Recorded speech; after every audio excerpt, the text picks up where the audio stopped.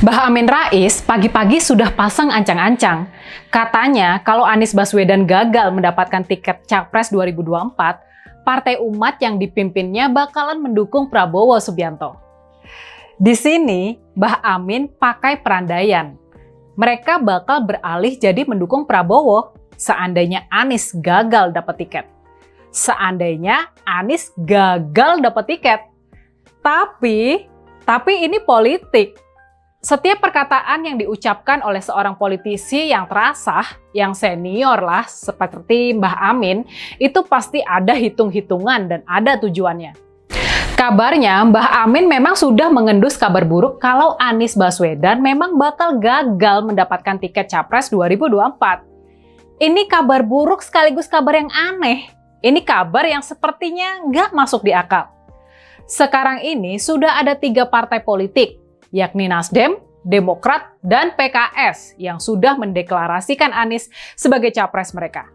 Koalisi 3 partai ini sudah cukup buat memenuhi syarat presidensial threshold, mengusung pasangan capres-cawapres.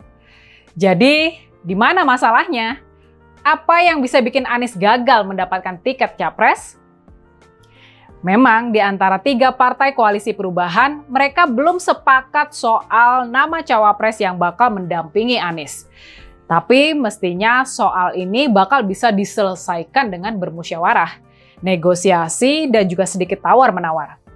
Itulah proses politik yang wajar. Tapi rupanya menyelesaikan persoalan nama cawapres dari Anies ini nggak bakal semudah yang dibayangkan oleh banyak orang. Dan satu faktor penting yang mesti diperhatikan, semakin lama kesepakatan soal pasangan duet Anies nggak tercapai, semakin membesar pula kemungkinan koalisi ini akan berakhir bubar jalan.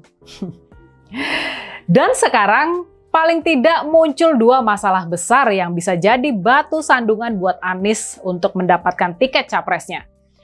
2 batu sandungan itu adalah Partai Keadilan Sejahtera dan Partai Demokrat.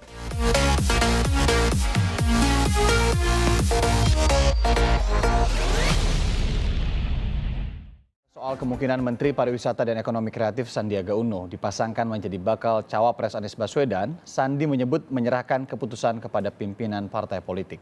Sandi mengaku selalu mendengar masukan para ulama. Juga semua langkah politiknya harus dengan restu pimpinan partai dan pimpinan di pemerintahan. Sementara PKS menyebut mungkin saja Anies berjodoh dengan Sandi. Menteri Pariwisata Sandiaga Uno sedang mendekati 2 partai sekaligus, yakni P3 dari koalisi pemerintah dan PKS dari oposisi pemerintah. Ini benar-benar manuver politik yang sangat-sangat nggak lazim. Ini manuver bermain di 2 kaki yang benar-benar nggak lazim menjelang pemilihan umum, menyatukan koalisi dan oposisi. Tapi Sandi melakukan itu dan bisa jadi dia punya tujuan yang di luar perkiraan banyak orang. Sejauh ini Sandi belum memutuskan akan bergabung dengan partai mana setelah mundur dari Gerindra, partainya terdahulu. Dia bisa bergabung dengan P3 dan bisa juga bergabung dengan PKS. Tapi ini bukan pilihan yang bersifat hitam putih. Bisa saja, misalnya ya, Sandi bakal bergabung dengan P3. Tapi dia tetap menjalin kolaborasi dengan PKS. Dia tetap bakal mendanai kampanye para calon anggota legislatif dari PKS.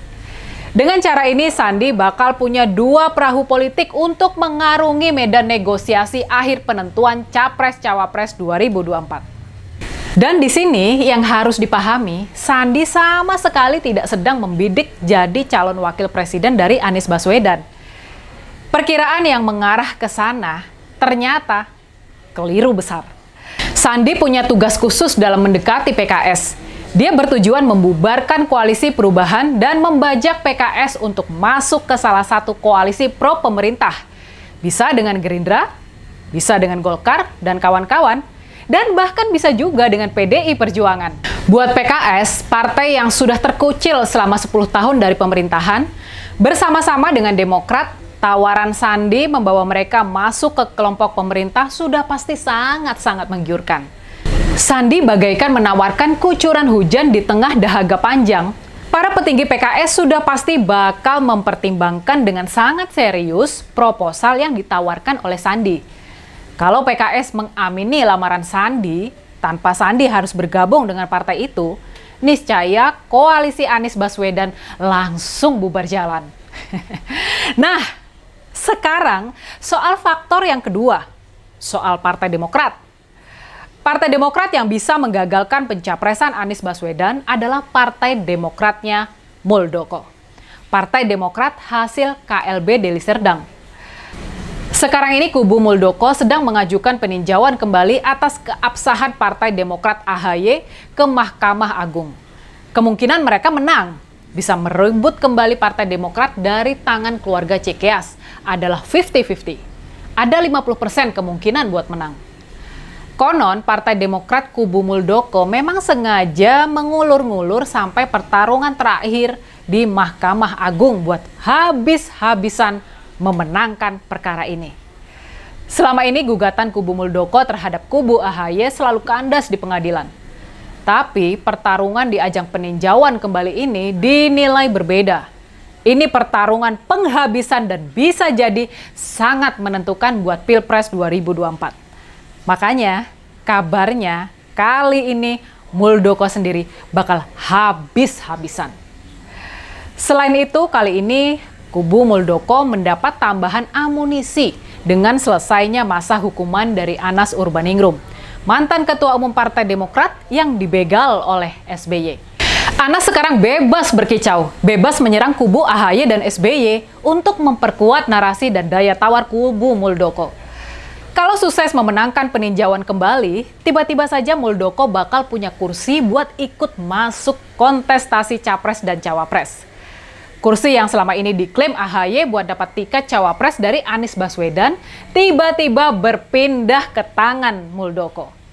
Sudah pasti, ini bakal membuyarkan koalisi perubahan. Tiket Capres Anies Baswedan langsung lenyap tak berbekas. Jadi gimana? Bener kan? Besar kemungkinan Anies Baswedan gak bakal bisa mempertahankan tiket capresnya sampai hari penentuan.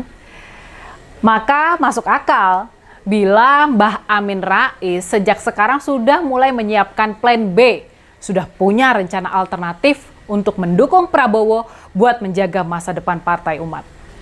Bila Anies gagal mendapatkan tiket, baik itu disebabkan loncatnya PKS ataupun menangnya Demokrat Muldoko, niscaya Surya Paloh dan Partai Nasdem gak bakalan nangis Bombay. Surya Paloh bakal santai-santai saja. Dia bakal mengalihkan dukungannya ke koalisi yang paling visible bagi partainya. Tugas mengamankan dan mengerdilkan Anies sudah sukses buat dia lakukan. Satu hal lagi yang perlu diperhitungkan dari semua carut-marut politik ini, PKS sudah pasti sangat berhitung bila mana Demokrat AHY yang selama ini menjadi satu-satunya mitra oposisi mereka kalah dari kubu Muldoko. Kalau kubu Muldoko menang, ini kalau kubu Muldoko menang loh ya.